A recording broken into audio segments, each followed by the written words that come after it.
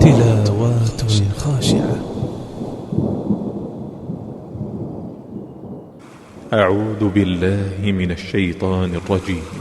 Tidak ada manfaatnya lagi nanti harta dan anak, melainkan orang-orang yang menghadap Allah dengan hati yang selamat. Artinya, kalau kita memiliki anak yang soleh, solehah, maka itulah keberuntungan yang besar. Bahkan dijelaskan nanti orang tuanya di surganya dipahalai disebabkan karena istighfar, disebabkan karena amal-amal soleh anaknya. Maka kita, orang tua mereka, mempersiapkan apa yang harus kita kerjakan untuk mendidik anak-anak kita menjadi anak-anak yang sukses dunia dan akhiratnya. I'lamu annama al-hayatud dunya la'ibu wa lahu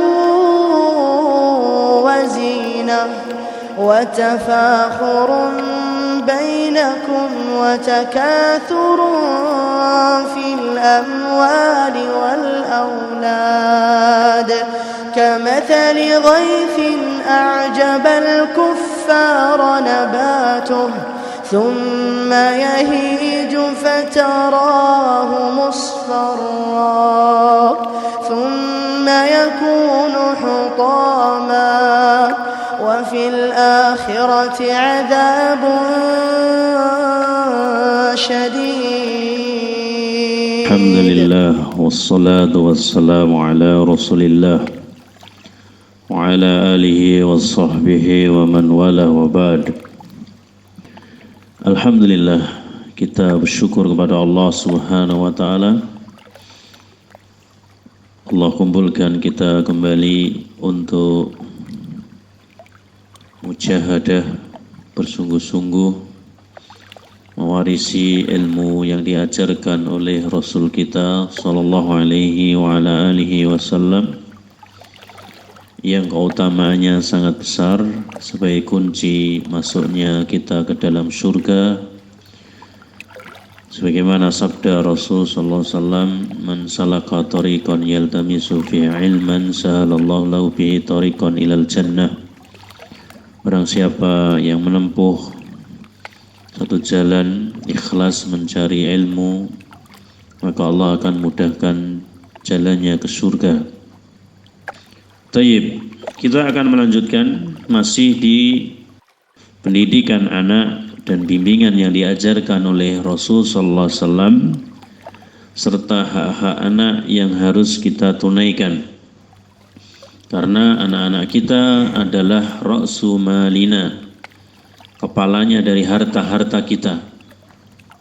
Kita senang kalau melihat anak-anak kita sukses di dalam masalah prestasi, sukses di dalam masalah apa yang mereka idamkan, dan tentu yang paling tinggi adalah di dalam masalah agamanya. Karena apa? Karena dijelaskan yauma la yanfa' malun wala banun illa man atallaha biqalbin salim. Tidak ada manfaatnya lagi nanti harta dan anak, melainkan orang-orang yang menghadap Allah dengan hati yang selamat. Artinya, kalau kita memiliki anak yang soleh, solehah, maka itulah keberuntungan yang besar. Bahkan dijelaskan nanti orang tuanya di surganya dipahalai disebabkan karena istighfar, disebabkan karena amal-amal soleh anaknya. Maka kita sebagai seorang yang disebutkan orang tua mereka mempersiapkan apa yang harus kita kerjakan untuk mendidik anak-anak kita menjadi anak-anak yang sukses dunia dan akhiratnya. Taib, kita lanjutkan yang berikutnya. Di antara yang diajarkan untuk dibiasakan kepada anak-anak kita dalam pendidikan anak-anak kita, yakni al-amru bis-shalah lis-sab'in wa darbu 'alaiha li 'ashrin. Memerintahkan mereka salat ketika mereka berumur 7 tahun. Kemudian boleh memukulnya dalam pukulan yang tidak menyakitkan Ya, mungkin di bagian-bagian yang di sana tidak membahayakan ketika mereka tidak taat pada umur 10 tahun. Fa innaha, karena sesungguhnya sholah, yaitu sholat, min a'dhamil huquqillahi ala ibadi. Karena sholat itu adalah haknya Allah Subhanahu wa ta'ala yang paling besar atas hambanya.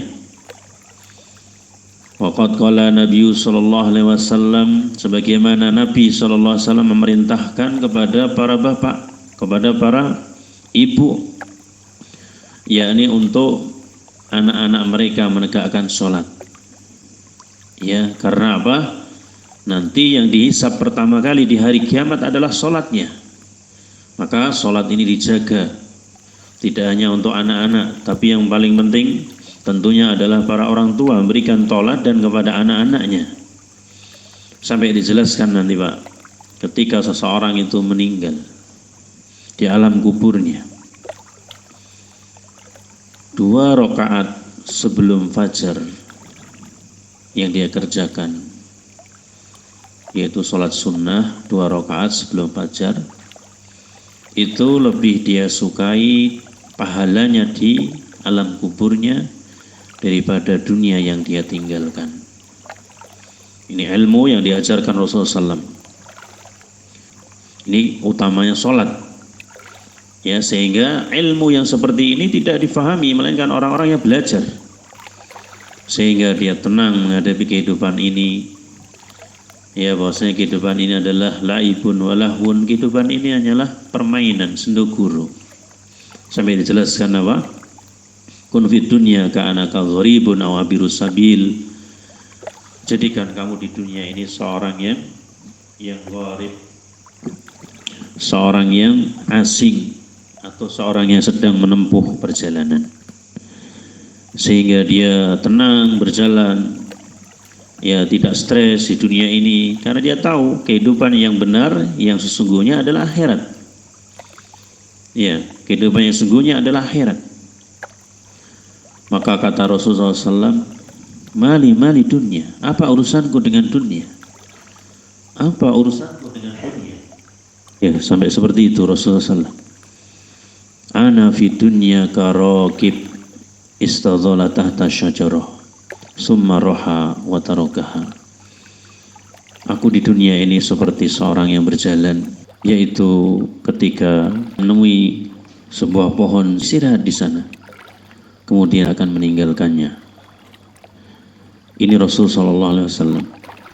Sehingga ya fidina azakullah, tujuan hidup kita adalah ibadah kepada Allah Subhanahu wa taala. Kita bukan enak-enak di sini. Ya, tujuan kita bukan dunia, tapi dunia hanya sekedar sarana. Makan, pakaian, ya, tempat tinggal. Ini semua adalah sarana yang digunakan untuk menggapai kehidupan akhirat sebagai tujuan kita. Maka sholat adalah sesuatu amalan yang paling besar di sisi Allah Subhanahu wa taala, sampai dijelaskan awalu ma yuhassabu 'alal 'abdu yaumal qiyamah as-shalah.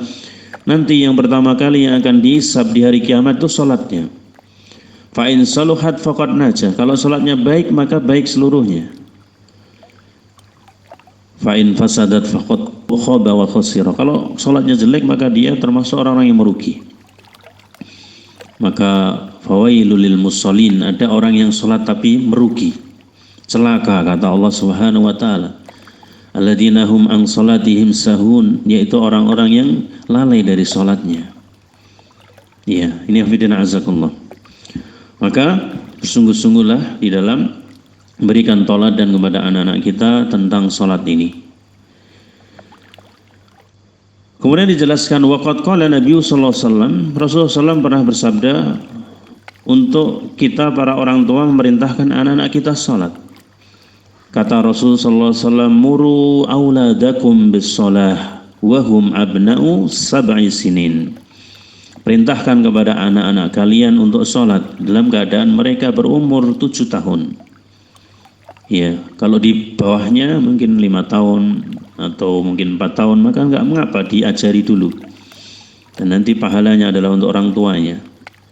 Man dalla ala khairin falahu mislu ajri fa'ilih. Barang siapa yang menunjukkan jalan kebaikan, pahalanya sama dengan yang mengerjakannya. Seperti ngaji seperti ini, kalau kita ngajak orang, kemudian dia dengarkan, tahu-tahu masuk dalam hatinya, kemudian diamalkan yang ngajak tadi, pahalanya terus ngalir sampai nanti dia meninggal, ngalir terus sampai hari kiamat, ngalir terus seperti itu. Ini keutamaan yang sangat besar. Ya, maka dijelaskan ilmu yang bermanfaat itu keutamanya sangat besar. Yang mengajak kepada kebaikan keutamanya sangat besar. Wadribuhum 'alaiha wa hum abna'u 10 sinin. Kemudian pukullah anak-anak kalian kalau dia membantah di dalam masalah ketaatan pada umur 10 tahun, yakni dipukul pada bagian-bagian yang tidak menyakitkan. Ya, seperti dipukul pada bagian mana? Bagian pahanya atau ya bagian belakangnya yang tidak menyakitkan, dan mungkin diisyaratkan aja seolah-olah kenceng tapi pelan gitu ya, sebagai pukulan mendidik supaya dia takut jera untuk meninggalkan kejelekan-kejelekan dan kemaksiatan. Nah, kemudian wafariku bainahum fil madhaji. Kemudian pada umur 10 tahun itu dipisah ranjangnya. Mungkin dipisah, disekat tempat tidurnya. Ya, untuk menghindari sesuatu yang tidak diinginkan. Karena ada sebagian pengalaman dari kehidupan seseorang, karena dari kecil tidak dipisah, maka ada yang laki-laki suka laki-laki, ada yang perempuan suka perempuan. Ini kan nggak wajar. Atau dia melakukan kemaksiatan di waktu kecil, ini juga yang salah orang tuanya. Maka apa? Agama kita menganjurkan, mengajarkan ketika sudah berumur 10 tahun maka itu dipisah ranjangnya. Ya, ini afidina azakumullah. Di dalam Al-Quran dijelaskan bagaimana Allah Subhanahu wa ta'ala memerintahkan kepada kita semua untuk menjauhkan diri kita dan keluarga kita dari siksa api neraka. Di antaranya adalah untuk mengerjakan sholat. Ya. Di antara contoh ibadah terbesar adalah untuk apa? Mengerjakan sholat. Maka kewajiban kita semua untuk membentengi diri kita dan keluarga kita dari siksa api neraka yang bahan bakarnya dari manusia dan batu. Sampai dijelaskan kalau tengkunya ditaruh di telapak ataupun sendal seseorang maka otaknya mendidih, itu neraka. Itu baru siksa yang paling rendah. Iya. Bagaimana dijelaskan di manusia dibesarkan, dilipat gandakan, giginya sebesar gunung-gunung Uhud. Kalau dulu ada cerita buto hijau, buto ireng, giginya seberapa? Nah, itu manusia nanti yang melakukan kemaksiatan dilipat gandakan, giginya sebesar apa? Gunung Uhud. Coba bayang, gunung Uhud itu berapa kilo jaraknya. Jadi ketika disiksa, ketika seorang di dunia sakit gigi yang kecil seperti itu aja, sakitnya bukan main. Apalagi giginya dibesarkan sebesar gunung Uhud. Sakitnya berapa kali? Berlipat-lipat. Nah, maka fidina azakumullah, Allah Ta'ala merintahkan, ya ayyuhalladzina amanu qu anfusakum wa ahlikum nara wa quduhan nasu wal hijarah 'alaiha malaikatun ghiladun shidad la ya'sunullaha ma amaruhum wa yaf'aluna ma yu'marun. Allah merintahkan, wahai orang-orang yang beriman, jauhkan diri kalian dan keluarga kalian dari siksa api neraka. Ini perintah Allah. Kalau kita dibacakan Al-Quran itu Allah langsung memerintahkan pada kita. Nanti kalau nafas sudah sampai tenggorokan, kita tidak bisa ditolong, tidak bisa mengerjakan sholat, tidak bisa mengerjakan zakat, tidak bisa puasa, tidak bisa berbuat baik. Makanya menyesal nanti. Ya, sebagaimana orang-orang munafik, sebagaimana orang-orang kafir, sebagaimana orang-orang jahat, mereka menyesal. Orang kafir mengatakan apa? Rabbirji'un la'ali a'malu sholihan fima tarak. Ya Allah, balikkan saya ke dunia sejenak saja agar saya bisa mengerjakan amal yang dulu telah aku tinggalkan. Orang munafik mengatakan Rabbi laula akhartani ila ajalin qarib fa asaddaqa wa akum minas sholihin. Wahai Rabb, tundalah ajalku barang sebentar. Ya. Menyesal dia, tidak bisa beramal karena pada saat itu, agar aku bisa bersedekah dan beramal soleh dengan satu amal soleh. Orang-orang jahat juga menyesal mereka, mengatakan apa? Naam, yawadul mujrimu la yaftadi min adabi yaumi idin bibani wa sahibati wa akhi. Ila akhiri ayat. Pada hari itu orang-orang mujrim, orang-orang jahat, mereka menyesal, ingin menukar azab Allah dengan istrinya, dengan anak-anaknya, dengan apa yang dia punya di dunia. Kalau seandainya boleh ditukar, tidak diazab, kemudian ditukar dengan dunia, dia tukar dunianya. Sedang dalam keadaan sekarang ini manusia sebagian besarnya berebut dunia, meninggalkan ketaatan kepada Allah Subhanahu wa taala. اعلموا أنما الحياة الدنيا لعب وله وزينة وتفاخر بينكم وتكاثر في الأموال والأولاد